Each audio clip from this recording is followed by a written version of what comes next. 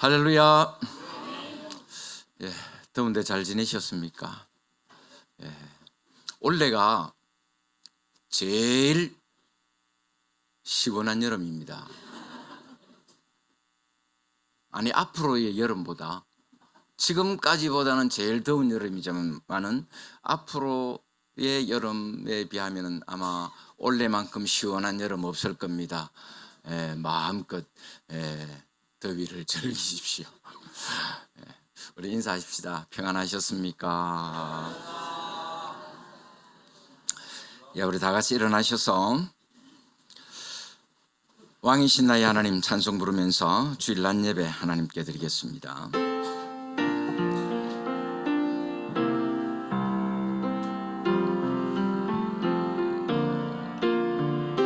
왕이신 나의 하나님, 내가 주를 높이고 영원히 주의 이름을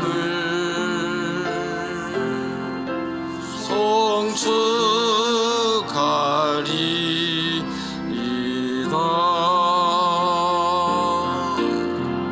왕이신 나의 하나님, 내가 주를 높이고 영원히 주의 이름을 송축하리이다.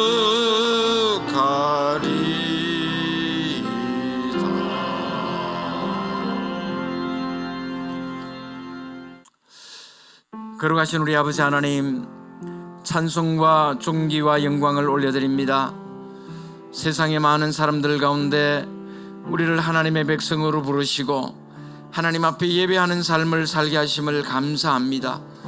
무더위 속에서도 구속받은 주의 백성들 지켜주셨다가 거룩하고 복된 날 예배의 자리를 기억하게 하시고 함께 모여 하나님을 찬양하며 예배하게 하시니 감사합니다. 주 하나님 이 자리에 임재하셔서 홀로 영광 받으시고 예배하는 주의 백성들에게 한량없는 은혜의 시간 되게 하여 주옵소서. 예수님의 이름으로 기원하옵나이다. 아멘. 신앙 고백하겠습니다. 나는 전능하신 아버지 하나님 천지의 창조주를 믿습니다. 나는 그의 유일하신 아들 우리 주 예수 그리스도를 믿습니다. 그는 성령으로 잉태되어 동정녀 마리아에게서 나시고 본디오 빌라도에게 고난을 받아 십자가에 못 박혀 죽으시고 장사된 지 사흘 만에 죽은 자 가운데서 다시 살아나셨으며 하늘에 오르시어 전능하신 아버지 하나님 우편에 앉아 계시다가 거기로부터 살아있는 자와 죽은 자를 심판하러 오십니다.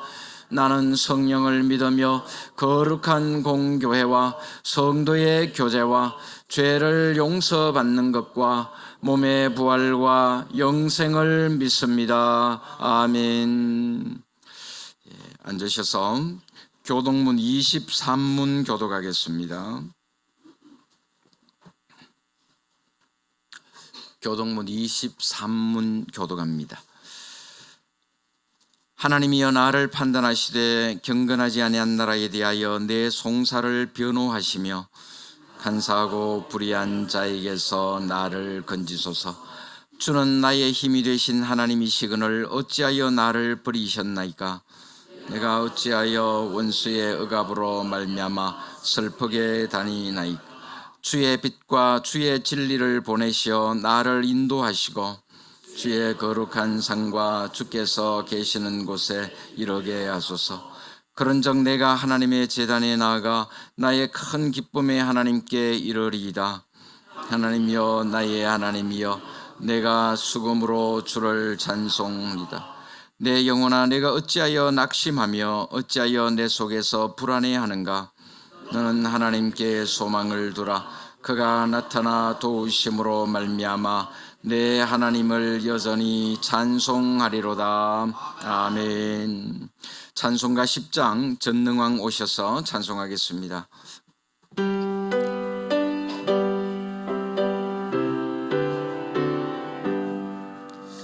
전능왕 오셔서 주 이름 찬송케 하옵소서. 영광과 권능의 성부여 오셔서 우리를 다스려 주옵소서. 강생한 성자여 오셔서 기도를 들으소서. 택하신 백성들 복 내려주시고 거룩한 마음 주옵소서. 위로의 주성여 오셔서 근전거 주옵소서. 전능한 주시여 각 사람 마음에서 떠나지 마시고 계시소서. 성삼위일체께 아름된 찬송을 드립니다.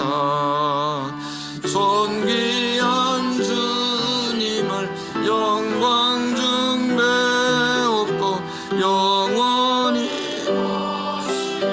하옵소서. 아멘. 박성국 장로님, 우리를 대표해서 기도하시겠습니다. 사랑과 은혜가 풍성하신 하나님 아버지, 찬양과 감사와 영광을 올려드립니다. 연약한 저희를 8월 한여름 폭염과 기상 이변에서도 주님 품 안에 보호하시다가 거룩한 주일 주님 존전에 모여서 예배드리게 하시니 은혜에 감사드립니다. 참 예배자의 마음을 주시사 신령과 진정으로 예배드리게 하옵소서.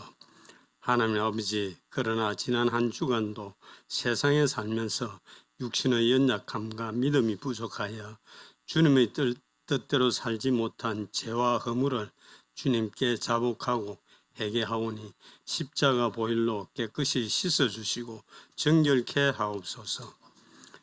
주님, 이 거룩한 주일 아침에 주의 사랑과 은혜를 사모하며 간절한 마음으로 주님을 찾아온 성도들에게 한량없는 자비를 베풀어 주옵소서. 병마와 싸우며 고통을 당하는 자들과 고령과 장애와 독신으로 어려운 자들이 있습니다. 치료의 강선으로 치유와 회복의 은혜를 내려 주옵소서. 특별히 장애 가정으로 낙심하는 가정들이 있습니다. 믿음으로 힘과 용기를 주옵소서. 가정과 가족과 이웃과의 여러 문제와 직장과 사업장과 경제적 어려움을 겪는 성도들도 있습니다. 그들의 기도를 주께서 친히 응답하여 주시옵소서. 하나님, 주님의 뜻과 섭리가 계셔서 이곳에 예한교회를 세우시고 지켜 인도해 주시니 감사합니다. 성령의 역사하심으로 지역사회의 수많은 영혼들과 이 나라 이 민족을 넘어 세계 선교의 지경을 넓혀가는 복음의 사명에 앞장서가는 교회 되게 하옵소서. 특별히 시아라리온에 파송된 이순복 선교사님과 사모님의 영육간 건강을 허락하시어 사역직에 풍성한 열매를 맺게 하시고 기도와 동력으로 채워 주옵소서. 우리 교회가 돕는 세계 각국의 후원 선교사님들과 국내 선교사님들의 안전과 건강도 지켜주시고 동력의 기도가 끊이지 않게 하옵소서. 다음 세대를 위해서 기도합니다. 모든 성도와 부모님과 교사들이 주일학교를 위해 열정과 사랑으로 섬기는 가운데 그들이 장차 십자가의 군병으로 복음의 사명자로 세워가게 하옵소서. 이를 위한 주일학교 일꾼들의 충성된 사역을 기억하여 축복하옵소서. 여름 수련회와 성경학교 계획과 준비, 안전과 건강을 지켜 주옵시고 이들을 위한 기도와 후원과 관심으로 힘이 되게 하옵소서. 방학과 여름 휴가철을 맞아 가족 간의 국내외 나들이를 하나님께서 함께 하시어 안전을 지켜 주옵소서. 전능하신 하나님 아버지, 위증자들이 하나님을 두려워하게 하시고 지혜와 공의의 분별력을 주시어 국민 앞에 겸손으로 정사를 바로잡게 하옵소서. 세계적 전쟁과 어려운 환경을 맞고 있사오니 나라 안의 분열과 다툼이 그치게 하옵시며 분단된 남북이 속히 하나 되도록 역사하여 주옵소서. 오늘도 단위에 세우신 목사님께 신령한 능력과 성령 충만함을 부어 주옵소서. 선포되는 말씀을 통해 저희들의 심령이 변화되어 주의 영광이 드러나게 하옵시고 건강과 가정 또한 지켜 주의 종으로 넉넉히 쓰임받게 하옵소서. 찬양대의 찬양을 받아 함양하옵시고 온 성도가 한 마음으로 주님을 높이게 하옵소서. 대원들의 헌신에 크신 은혜를 다하여 주시옵고 교회를 위해 예배를 돕는 보이지 않는 기관들과 성김의 손길들에게도 축복하여 주옵소서. 예배의 시종을 주님께 의탁하며 우리의 피난처시요 힘이시니 환난 중에 만날 큰 도움이시라. 어떤 상황에서도 두려워 말 것을 말씀하신 예수 그리스도의 이름으로 기도드리옵나이다. 아멘.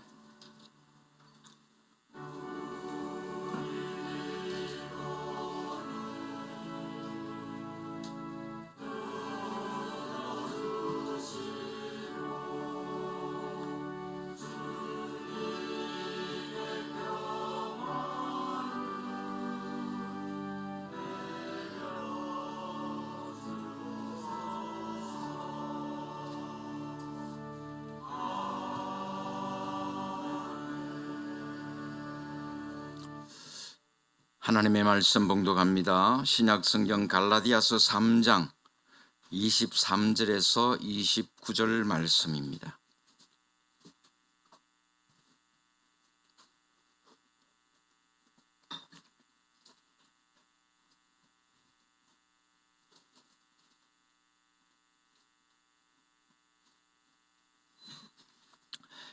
갈라디아서 3장 23절에서 29절 말씀 제가 봉독하겠습니다. 믿음이 오기 전에 우리는 율법 아래에 매인 바 되고 계시될 믿음의 때까지 갇혔느니라. 이같이 율법이 우리를 그리스도께로 인도하는 초등교사가 되어 우리로 하여금 믿음으로 말미암아 의롭다함을 얻게 하려 함이라. 믿음이 온 후로는 우리가 초등교사 아래에 있지 아니하도다. 너희가 다 믿음으로 말미암아 그리스도 예수 안에서 하나님의 아들이 되었으니 누구든지 그리스도와 합하기 위하여 세례를 받은 자는 그리스도로 옷 입었느니라. 너희는 유대인이나 헬라인이나 종이나 자유인이나 남자나 여자나 다 그리스도 예수 안에서 하나이니라. 너희가 그리스도의 것이면 곧 아브라함의 자손이요 약속대로 유업을 이을 자니라. 아멘. 라도나이 찬양대에서 찬양으로 하나님께 영광 돌리겠습니다.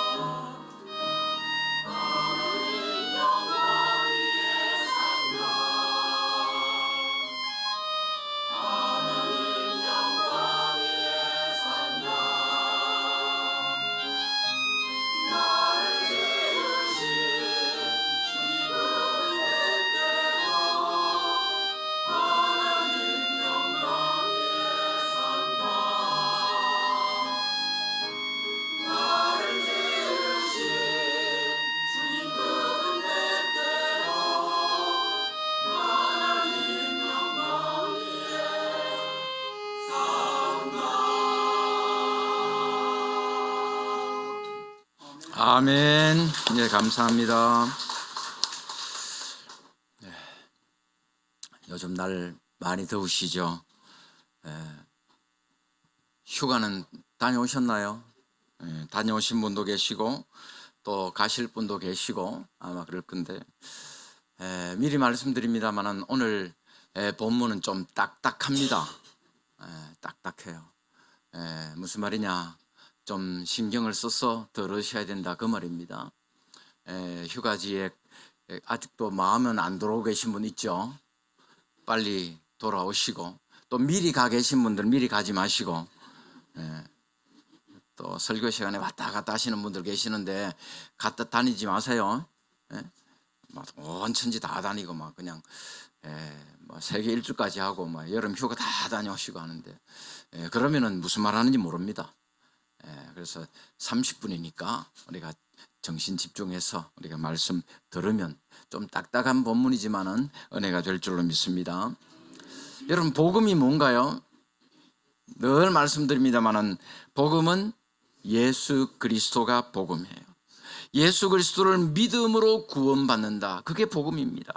예수 그리스도께서 우리를 구원하시기 위해서 이 세상에 오셨고 십자가에 죽으셨고 부활하셨다. 그 예수를 믿음으로 구원받는다는 것이 바로 복음입니다. 바울이 갈라디아 교회에 그 복음을 전했습니다. 그리고 갈라디아 교회 성도들이 그 복음을 듣고 구원에 대한 확신을 가졌습니다. 그런데 그런 복음에 대적하는 세력들이 교회 안에 들어와서 성도들을 미혹하고 있었습니다. 그 대표적인 사람들이 누굽니까? 율법주의자들이었습니다. 은혜만으로는 부족하다, 믿음만으로는 안 된다, 그러니까 율법도 지켜야 된다 하면서 할례도 받고 안식일도 지킬 것을 강조했습니다. 그들이 바로 율법주의자들이었습니다. 그러나 성경은 율법의 행위로는 구원받을 자가 아무도 없다라고 말씀하고 있습니다. 그런데 그렇게 율법을 지켜서 구원받을 수 없다고 하니까 그럼 율법이 필요 없는 것 아니냐? 율법 필요 없다 그렇게 주장하는 사람들이 생겼습니다. 예수만 믿으면 구원받으니까 율법을 지키든지 안 지키든지 그것은 아무래도 상관없다고 주장했습니다. 여러분 율법이 필요 없습니까? 그렇지 않습니다. 율법으로 구원받을 수 있는 것은 아니지만 결코 율법을 부정해서는 안 됩니다. 율법이 아무 소용없는 것이 아닙니다. 율법 나름대로 고유의 기능이 있습니다. 율법의 중요한 기능 가운데 하나가 뭐냐? 바로 죄를 깨닫게 해주는 거예요. 율법은 마치 거울과 같습니다. 거울을 보면 어떻습니까? 우리의 추한 모습, 더러운 모습, 그죠? 눈곱 낀 모습, 눈썹 짝짝이로 그려진 모습 여러분 우리 그걸 보면 다 보이잖아요. 마찬가지로 율법은 우리의 추악하고 더러운 죄를 보게 하는 기능이 있는 거예요. 그렇다고 해서 율법이 우리를 구원하지는 못합니다.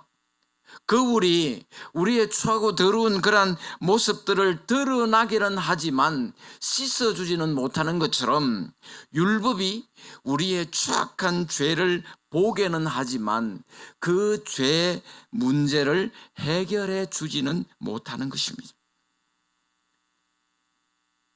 그러나 율법이 우리를 구원하지 못한다고 해서 율법 자체에 문제가 있는 것은 아닙니다. 우리에게 문제가 있는 거예요. 인간 스스로 율법의 요구를 충족시킬 수 없다고 하는 것이 문제입니다. 여러분 우리가 법을 지키며 살잖아요. 법을 지키는 방법은 두 가지입니다. 두 가지예요. 하나는 법을 그대로 지키는 것이고 또 하나는 지키지 못했을 때 벌을 받는 거예요. 그렇죠? 그러니까 법을 지키든지 아니면 벌을 받으면 돼요. 교통법규를 지키든지 그게 귀찮아가지고 불법 유턴하든지 했으면은 어떻게 해요? 돈으로 떼우면 되는 거예요. 벌 받으면 된다는 거예요. 그런데 문제가 뭡니까? 율법을 어겼을 때의 벌이 뭡니까? 뭐예요? 죽음이라는 거예요. 죄의 삭은 사망이라고 말씀합니다. 그러한 율법의 요구를 충족시킬 수 있는 사람은 아무도 없기 때문에 율법으로는 구원받을 수가 없는 것입니다. 그래서 예수님께서 오셔서 그 문제를 해결해 주셨습니다. 예수님께서 율법의 요구를 성취하셨습니다. 예수님께서 우리의 죄를 대신해서 십자가에 죽으심으로 우리의 죄 문제를 다 해결해 주셨습니다. 우리 예수님께서는 자신이 말씀하신 것처럼 율법을 폐하기 위해서 오신 것이 아니라 완전하게 하기 위해서 오셨습니다. 그러므로 예수 그리스도는 율법의 완성자가 되십니다. 예수님께서 오셔서 율법의 요구를 다 성취하셨습니다. 그래서 우리는 율법을 지켜서 구원을 받는 것이 아니라 예수를 믿음으로 구원받게 되는 줄로 믿습니다. 그러나 예수님이 오시기까지는 사람들이 율법 아래에 갇혀 있었다고 말씀합니다. 23절 보세요. 믿음이 오기 전에 우리는 율법 아래에 매인 바 되고 계시될 믿음의 때까지 갇혔느니라. 여기서 말하는 우리는 유대인들을 가리키는 말입니다. 그리고 믿음이 오기 전이라고 하는 말은 믿음의 시대가 오기까지라는 뜻으로 예수 그리스도가 오기 전 구약 시대를 말하는 거예요. 그러니까 믿음이 오기 전에는 유대인들이 율법에 매여 있었습니다. 진정한 자유를 누리지 못하고 철저하게 율법에 갇혀서 살았습니다. 스스로는 아무것도 할 수가 없는 정신적 노예 상태, 율법이 하라는 것만 하고 하지 말라는 것은 절대 해서는 안 됩니다. 그러나 예수 그리스도께서 오셔서 율법에 매인 자들을 해방시켜 주신 줄로 믿습니다. 믿음이 오기 전에는 율법에 매여 있었다 하는 것을 바울은 그 당시에 아이들을 가르치던 초등교사의 예를 들어서 설명하고 있습니다. 24절에 이렇게 말씀합니다. 이같이 율법이 우리를 그리스도께로 인도하는 초등교사가 되어 우리로 하여금 믿음으로 말미암아 의롭다함을 얻게 하려 함이라. 율법은 마치 초등교사와 같다. 예전 개역 성경에는 뭐라고 되어 있었나요? 네, 몽학 선생 그랬습니다. 그죠? 근데 지금 우리가 보고 있는 개역 개정판에는 초등교사다. 그렇게 번역을 하고 있습니다. 이 초등교사라고 하는 말은 원문에 보면은 파이다고고스라는 말인데 아이를 돌보는 사람, 어린아이에게 시중드는 사람, 그런 뜻이에요. 그 당시에 로마의 부유한 집에서는 아이들을 가르치기 위한 가정교사를 두었다 그럽니다. 그래서 아이들한테 가정에서의 예법을 가르치기도 하고 아이가 학교에 오갈 때에 길을 인도하고 안내하고 하는 그런 역할을 하기도 했습니다. 노예들 가운데는 무식하고 힘센 노예들만 있었던 게 아닙니다. 똑똑한 노예들이 많았어요. 여러분, 로마 시대의 노예들은 대부분이 전쟁포로잖아요. 그죠? 전쟁포로로 잡아갈 때 쓸만한 사람들 잡아갈까요? 못 쓸 사람들 잡아갈까요? 쓸만한 사람들 잡아가요. 그러니까 제일 쓸만한 사람들이 어떤 사람들이냐 하면은 아주 그냥 무식하게 시키면 시키는 대로 말 잘 듣는 힘센 사람들, 일 시키기 얼마나 좋아요. 잡아가고. 그 다음에 또 잡아가는 사람들이 똑똑한 사람들 잡아가요. 그래서 그런 노예의 신분이었지만 똑똑한 노예들이 있었습니다. 그런 노예들에게 아버지는 자기 자식들의 교육을 맡겼는데 심지어 그 아이를 때릴 수 있는 권한까지 주었다 그래요. 그러니까 이 아이를 가르쳐라 네가. 그리고 말 안 들으면 패도된다. 그래서 비록 노예지만은 주인의 아들을 훈육하는 사람이 바로 초등교사였습니다. 아시다시피 어린아이들은 대부분 무언가를 스스로 할 수 있는 판단력이 부족하고 스스로 하지도 않습니다. 시키는 일이나 겨우 해요. 그래서 아이들이 어릴 때 보면 일일이 엄마가 따라다니면서 잔소리 하잖아요. 일일이 막 밥도 안 먹어요. 이거만 하나만 들고 있으면 막 밥 먹을 생각도 안 해. 게임한다고. 그러면 엄마가 따라다니다 밥 먹어라. 밥 먹고 나면 양치해라. 막 숙제해라. 공부해라. 게임 좀 그만해라. 일일이 잔소리하는 거예요. 그것이 초등교사가 해야 되는 역할이에요.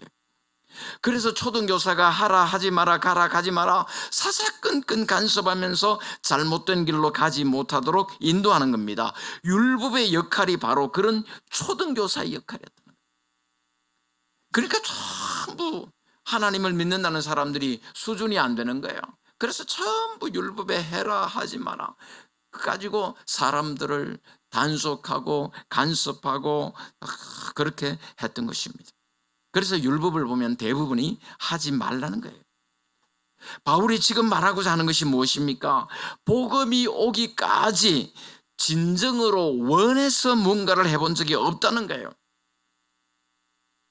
하기 싫은 것도 억지로 하도록 강요받았고 자기들이 원해서 한 것은 아무것도 없습니다. 율법을 범했을 때에 받게 될 무서운 정죄와 심판이 두려워서 억지로 했지 진정으로 율법을 지키는 것이 좋아서 한 적이 없는 거예요. 그러니까 율법주의자들은 율법에 매여서 삽니다. 율법이 좋아서 지키는 것이 아니라 율법을 범했을 때의 정죄와 형벌이 두려워서 억지로 하는 겁니다. 그것이 율법 아래 있는 자들의 모습이었습니다. 그런데 그런 율법에도 긍정적인 면이 있습니다. 그게 뭡니까?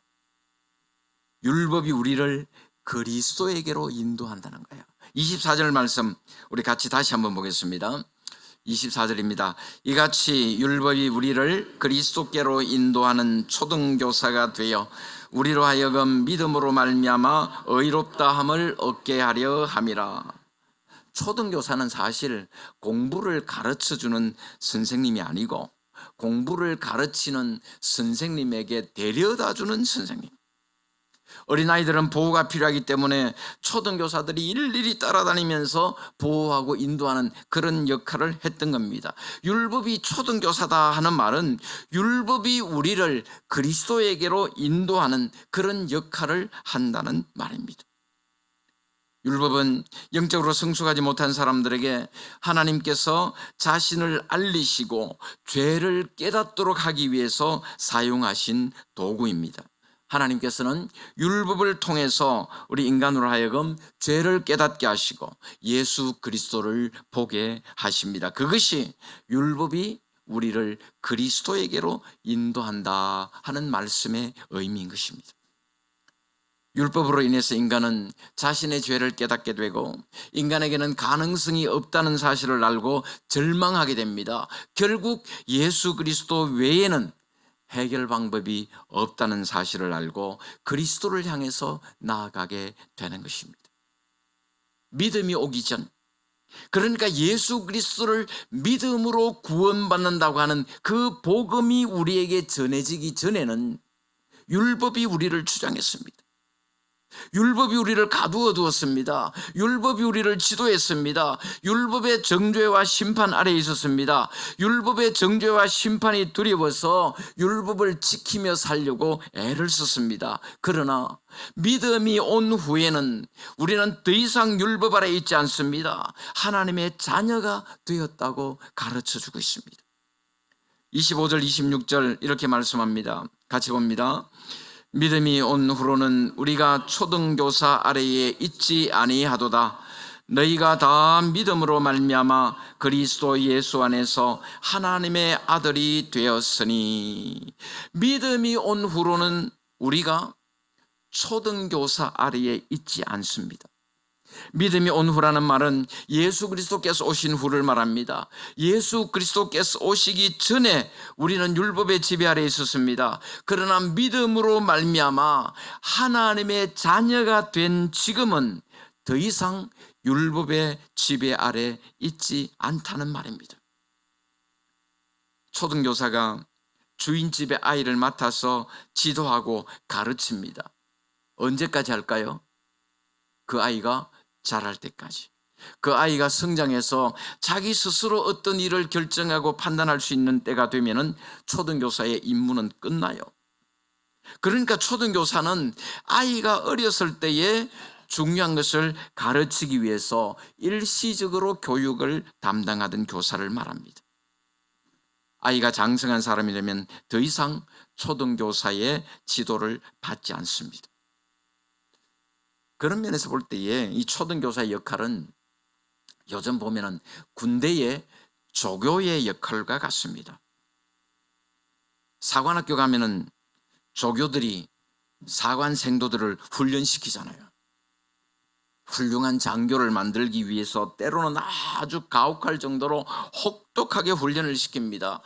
그리고 모든 훈련 과정을 다 마치고 마지막으로 임관하게 되면 그때는 이제 조교의 역할이 끝나는 거예요.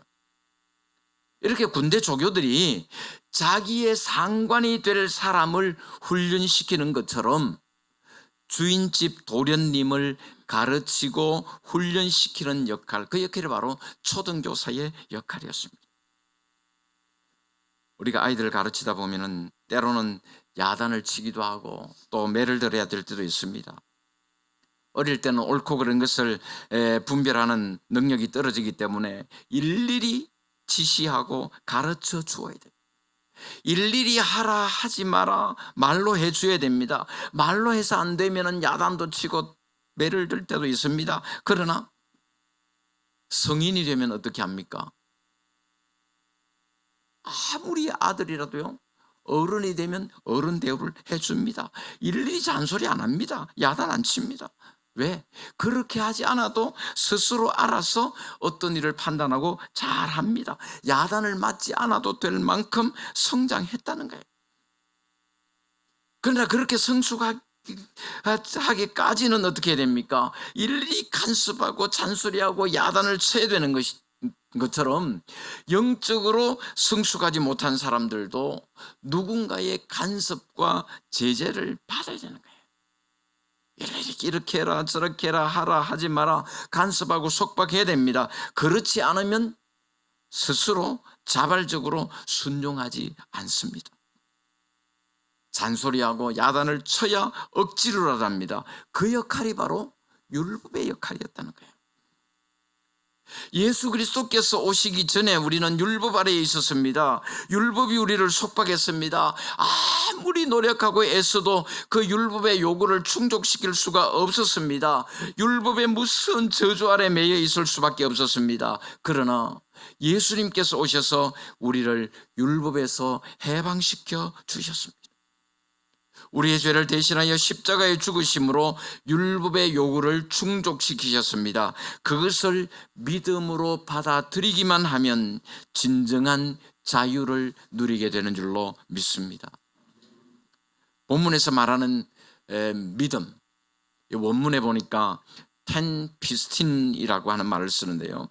그 믿음,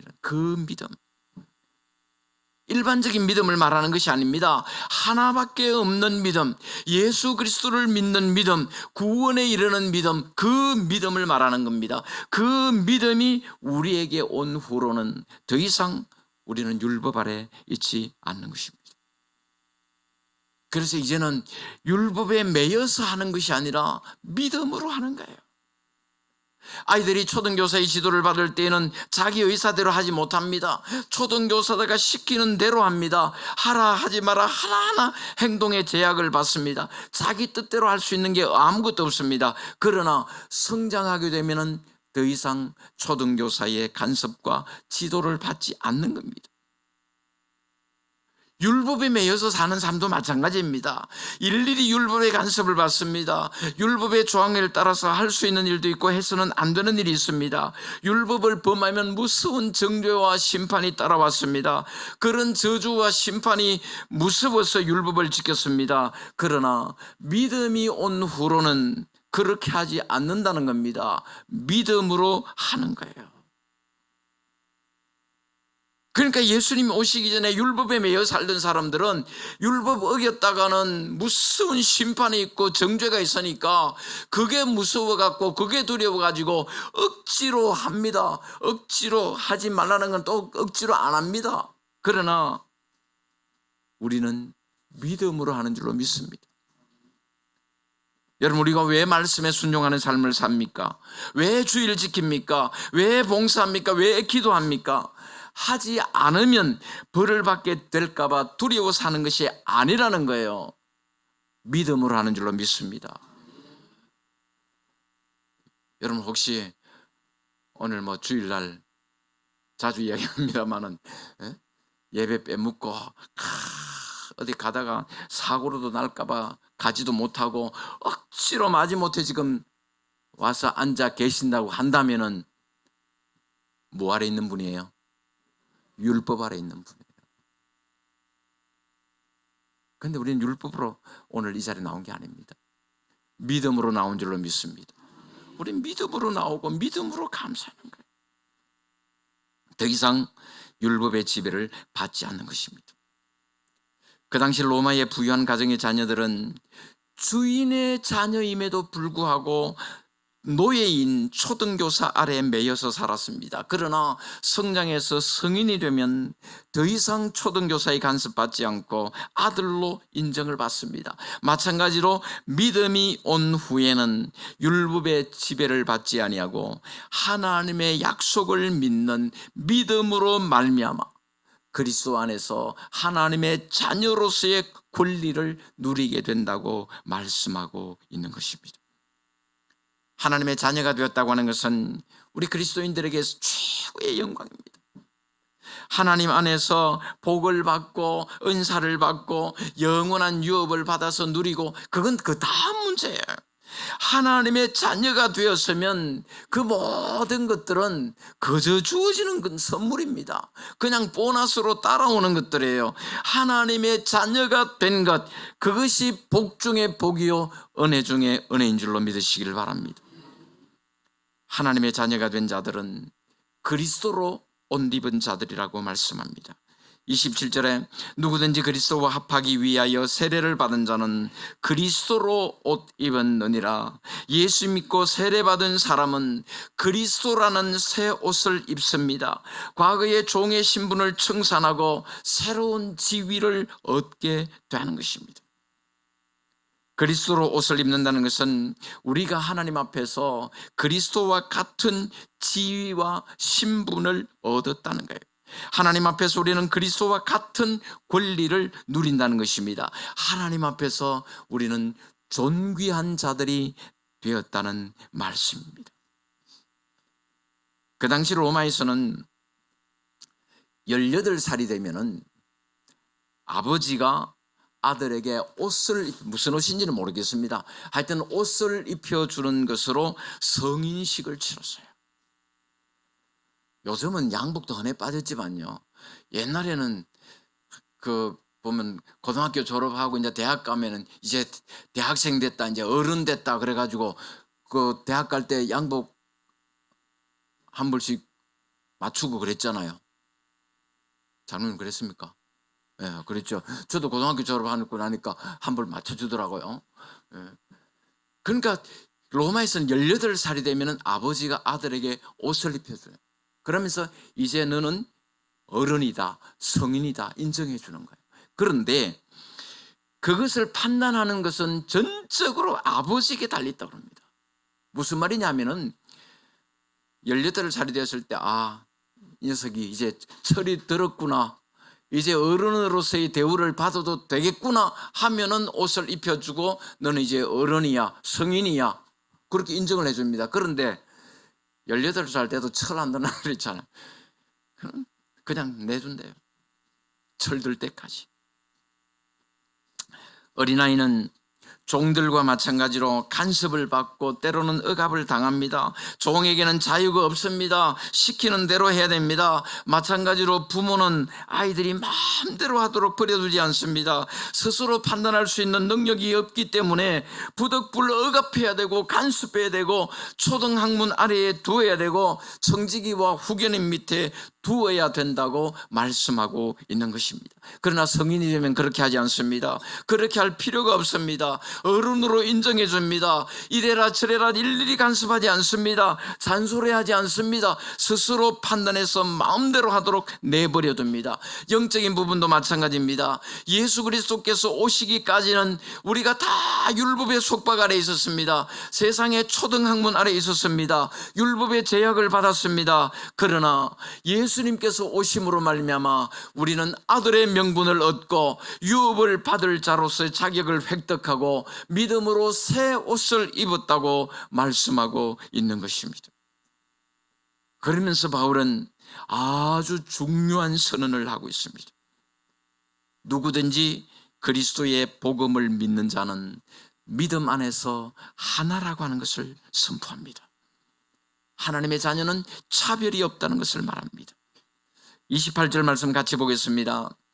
너희는 유대인이나 헬라인이나 종이나 자유인이나 남자나 여자나 다 그리스도 예수 안에서 하나이니라. 그 당시로서는 상상도 할 수 없는 엄청난 선언이었습니다. 그 누구도 유대인과 이방인이 하나가 될 수 있다고 생각한 사람 없었습니다. 자유인과 종이 같다고 생각하지 않았습니다. 남자와 여자가 동등하다고 생각한 사람 아무도 없었습니다. 그러나 누구든지 복음을 믿는 자는 모두가 하나라고 선언하고 있습니다.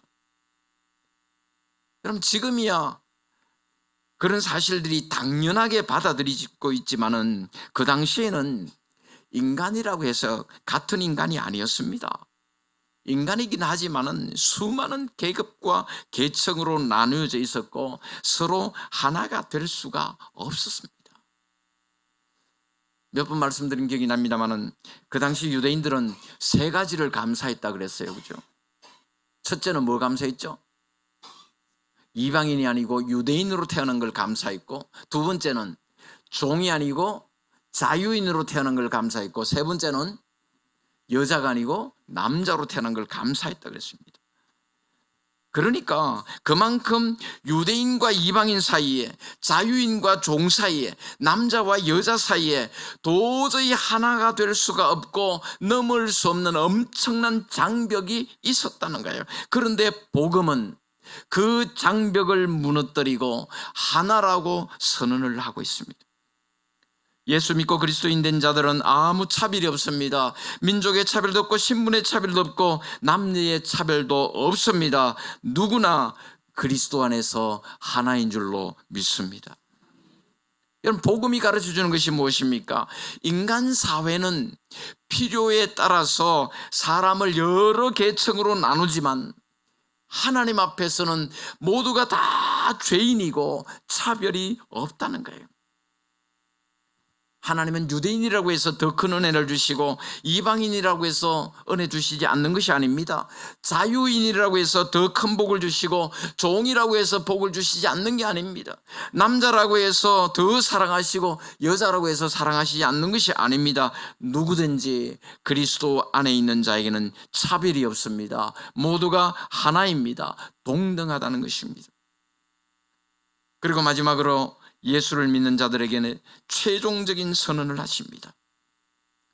예수 그리스도를 믿고 영접한 자는 누구나 하나님의 유업을 받게 된다는 것입니다.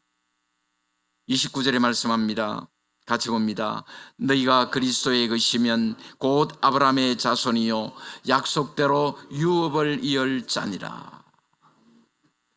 유대주의자들은 율법을 통해서만 유업을 이을 수 있다고 생각했고 유대인이 되려면 할례를 받아야 한다고 생각했습니다. 할례 받은 자들만 아브라함의 자손이 될 수 있고 아브라함에게 약속된 유업을 받을 수 있다, 그렇게 믿었습니다. 그러나 성경은 그리스도에게 속한 자는 누구나 아브라함의 자손으로 유업을 받을 자라고 말씀하고 있습니다. 신분이나 지위나 인종에 관계없이 믿음으로 예수 그리스도를 자신의 주로 영접한 자는 누구나 하나님의 유업을 받게 되는 줄로 믿습니다. 사랑하는 성도 여러분, 율법은 우리를 구원하지 못합니다. 율법의 행위로는 그 누구도 구원받을 수가 없습니다. 율법이 하는 일은 단지 안내자의 역할을 합니다. 초등교사와 같이 우리를 그리스도에게로 인도하는 역할을 합니다. 율법이 결코 우리를 구원할 수는 없습니다. 그런데 예수 그리스도께서 오시기 전에 우리는 다 율법 아래 있었다는 거예요. 하기 싫은 것도 억지로 하도록 강요받았습니다. 율법이 좋아서 율법을 지킨 것이 아니라 율법의 정죄와 심판이 두려워서 억지로 했습니다. 그러나 아무리 노력하고 애써도 그 율법의 요구를 충족시킬 수 없었고 율법의 무서운 저주 아래 매여 있을 수밖에 없었습니다. 그런데 예수님께서 오셔서 우리를 율법에서 해방시켜 주셨습니다. 우리의 죄를 대신하여 십자가에 죽으심으로 율법의 요구를 충족시키셨습니다. 그것을 믿음으로 받아들이기만 하면 우리는 진정한 자유를 누리게 되는 줄로 믿습니다. 우리는 더 이상 율법의 속박 아래 있지 않습니다. 더 이상 우리는 초등교사의 지도 아래 있지 않습니다. 이제는 율법에 매여서 하는 것이 아니라 믿음으로 하는 줄로 믿습니다. 그래서 우리는 모든 걸 믿음으로 해야 돼요.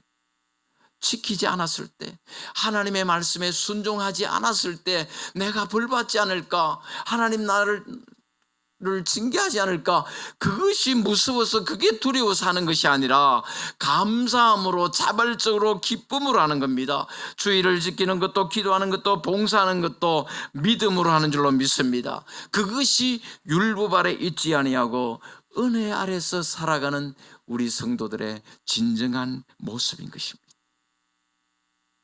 여러분, 기쁨으로 하십시오. 자발적으로 하십시오.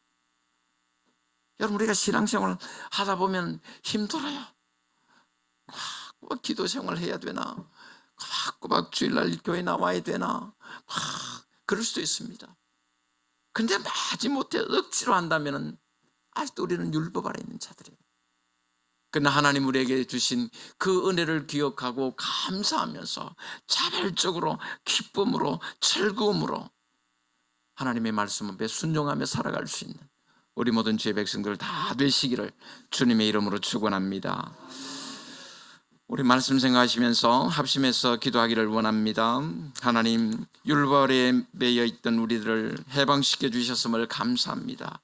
하나님, 우리는 이제 율법으로 하는 것이 아니라 믿음으로 살아가게 되는 줄로 믿습니다. 하나님, 믿음으로 하기를 원합니다. 감사함으로 자발적으로 기쁨으로 하나님의 말씀에 순종하며 살게 해 주옵소서. 시간 다 같이 합심해서 기도하도록 하겠습니다. 거룩하고 모신 우리 아버지 하나님, 하나님의 은혜와 사랑을 감사합니다. 우리를 사랑해 주심을 감사합니다. 불러주심을 감사합니다. 초등교사 아래 율법의 속박 아래에 살아가고 있던 우리 하나님 사랑하셔서 우리를 위하여 십자가에 피 흘려 죽으시니까 우리를 구원하셔서 하나님 백성 삼으시고 이제는 율법으로 사는 것이 아니라 믿음으로 살게 해주신 하나님 감사합니다. 율법 아래 있지 아니고 은혜 아래 살게 하신 하나님 감사합니다. 하나님, 이제는 믿음으로 하기를 원합니다. 믿음으로 말씀 앞에 순종하기를 원합니다. 믿음으로 주를 지키고 믿음으로 봉사하고 믿음으로 기도하고 하나님 주신 믿음으로 우리가 잘 감당함으로 말미암아 하나님의 은혜를 누리며 살아갈 수 있는 우리 모든 주의 백성들 되게 하여 주시옵소서. 감사합니다. 거룩하신 우리 아버지 하나님 감사합니다. 율법에 매여서 살아가던 우리들, 율법 아래 신음하던 우리들, 율법의 무서운 정죄와 심판 아래 있던 우리들, 우리 하나님 사랑하셔서 예수 그리스도를 보내주시고 예수 그리스도께서 우리의 죄값을 다 지불하심으로 말미암아 우리를 율법에서 해방시켜 주신 하나님 아버지 감사합니다. 하나님 아버지, 이제는 율법에 매여서 하지 않게 해주시고 하나님의 은혜에 감사하며 믿음으로 할 수 있는 우리들 되게 하여 주옵소서. 하나님의 말씀에 순종하는 것도, 하나님 앞에 예배의 자리에 나오는 것도, 기도하는 것도, 봉사하는 것도 때로는 힘들고 어렵지만은 그럼에도 불구하고 하나님 우리에게 주신 은혜와 사랑들을 기억하고 감사하면서 믿음으로 말씀 앞에 순종하며 살아가는 우리 모든 주의 백성들 되게 하여 주옵소서. 감사드리오며 예수님의 이름으로 기도하옵나이다. 아멘. 찬송가 284장 하겠습니다. 오랫동안 모든 죄 가운데 빠져. 284장입니다.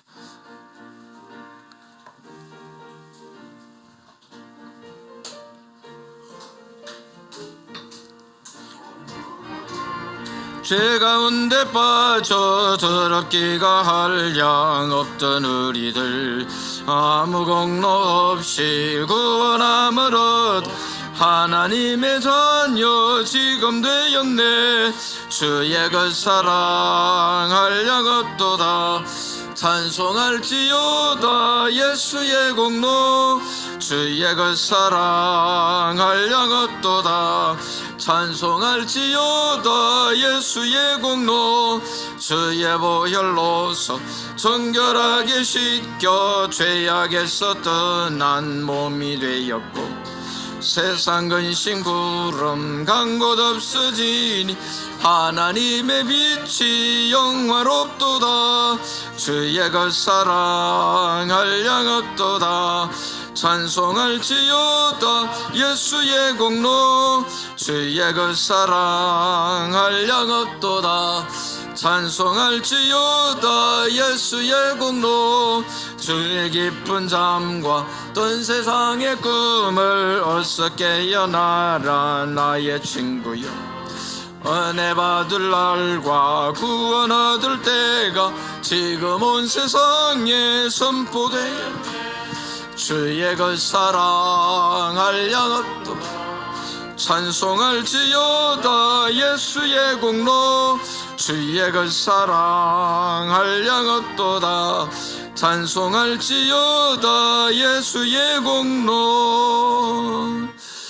거룩하신 하나님 감사합니다. 무더위 속에서도 지켜주시고 예배의 자리에 불러주셔서 함께 예배하게 하심을 감사합니다. 주님 앞에 나오면서 하나님 우리에게 주신 은혜와 사랑들을 기억하고 감사하며 정성껏 준비하여 예물 드렸습니다. 우리 하나님, 우리가 드린 예물 기쁘게 받으셔서 하늘 창고에 채워주시고 하나님 나라와 주님의 복음 위하여 유용하게 잘 쓰여지게 해주시기를 원합니다. 예물 드린 손길 위에 가정 위에 생업 위에 우리 하나님 두 손 높이 들어 복을 주시고 하늘의 신령한 복과 땅의 기름진 복이 넘쳐나게 해주시고 날마다 하나님 주신 은혜 감사하며 살아갈 수 있는 우리 모든 주의 백성들 되게 하여 주옵소서. 감사드리며 예수님의 이름으로 기도하옵나이다. 아멘. 축복을 받습니다. 우리 구주 예수 그리스도의 크신 은혜와 하나님 우리 아버지의 무한하신 사랑과 성령 하나님의 감화 감동하시며 위로 충만하심이 예수 그리스도로 말미암아 구원받은 하나님의 백성으로서 우리에게 맡겨주신 사명, 믿음으로 기쁨으로 즐거움으로 감사함으로 감당하며 살기 소원하는 우리 모든 주의 백성들 머리 위에 영원토록 함께 있을지어다. 아멘.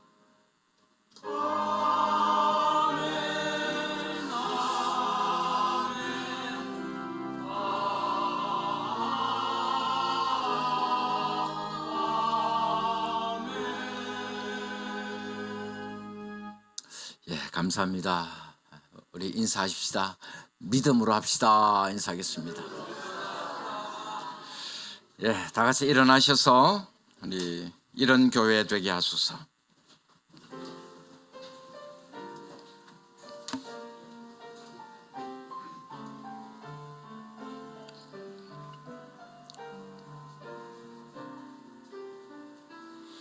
진정한 예배가 숨쉬는 교회, 주님이 주인 되시는 교회, 믿음의 기도가 쌓이는 교회, 최고의 찬양을 드리는 교회, 말씀이 살아 움직이는 교회, 성도의 사랑이 넘치는 교회, 섬김과 헌신이 기쁨이 되어 열매 맺는 아름다운 교회, 주님의 마음 다 닮아서